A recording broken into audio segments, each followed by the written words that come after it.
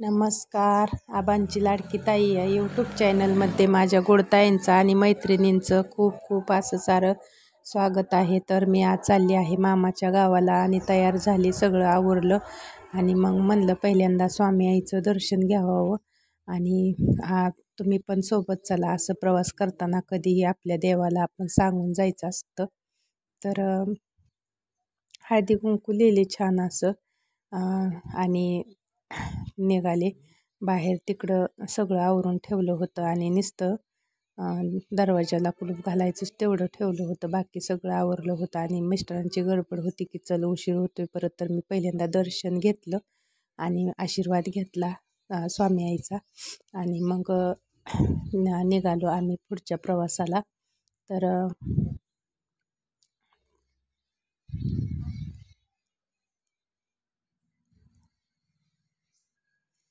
छान अशी तयार झाली आणि कशी दिसते मग परत एकदा मी आरशात बघितली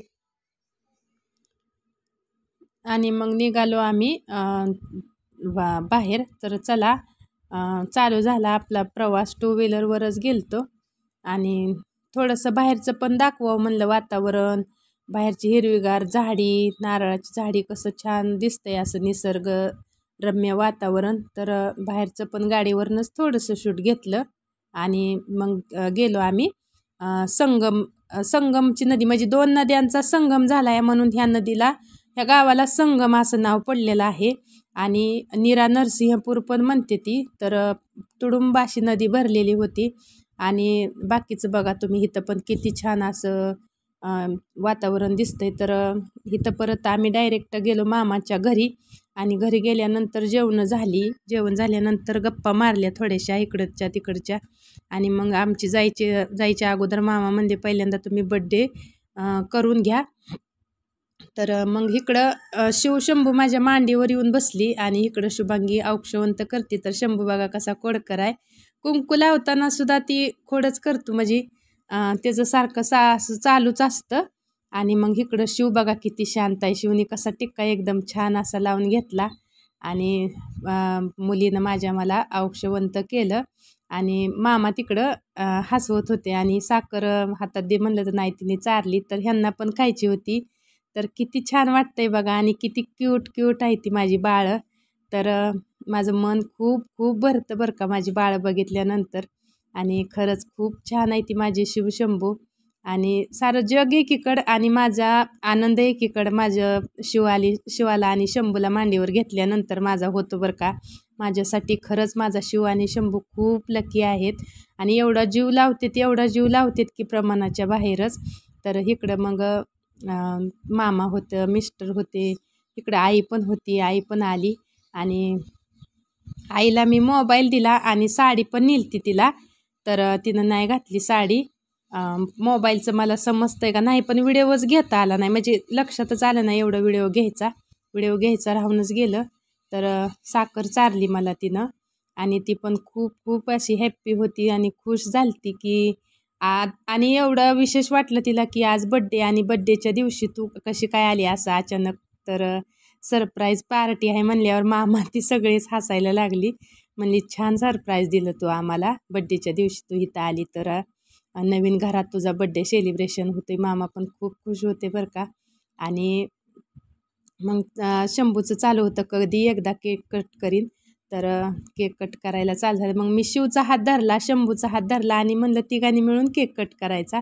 तर शंभूचं असं म्हणणं होतं की कुणीच नाही धरायचं, मी एकटाच केक कट करणार. आणि त्यानं मग केक कट केला. एवढा जोरात केक कट करायचं ना, त्याला खूप आवडत होतं केक कट करायला आणि हात पण लावू देना, अक्षरशः केक सरकायला लागला एवढा त्यानं जोरात केक कट केला. आणि ती शुभांगी म्हणली आणि मी कट केल्यानंतर तुला थोडासा चारते, तर ती देतच नव्हता. तर मामा म्हणले असू दे, नको त्याला, म्हणजे रडल ती.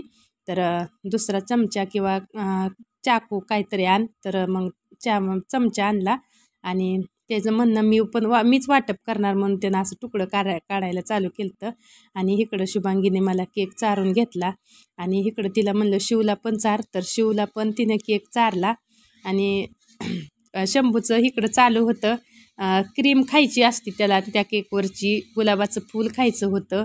आणि इकडं परत मामा आले माझे आणि मामा मामाने पण मला केक चारला आणि इकडं वहिनी माझी फोटोशूट घेत होती आणि व्हिडिओ पण काढत होती. तर आजच्या व्हिडिओचं श्रेय सगळं तिला जातं, कारण का माझ्या वहिनीने व्हिडिओ शूट काढलं होतं आजचं.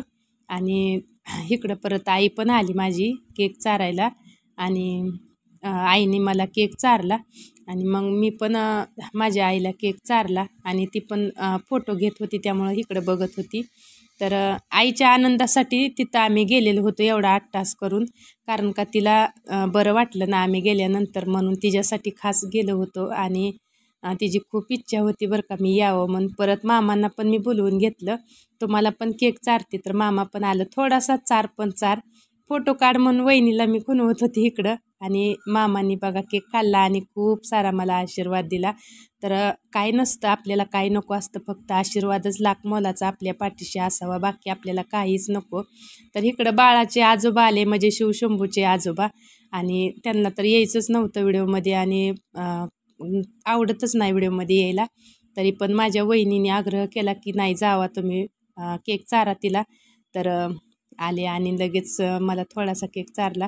मग वहिनीने परत माघारी पाठवलं. ती म्हणली फोटोसाठी तरी हे करा. तर त्यांनी नाही बघा खाल्ला, कारण का आवडतच नाही, गोड पण आवडत नाही आणि केक पण आवडत नाही. तर त्यांनी खाल्लाच नाही शेवटी. आणि मग इकडं परत शुभांगी राहिली होती केक चारायची, तर तिला म्हणलं ये तुला पण मी केक चारती.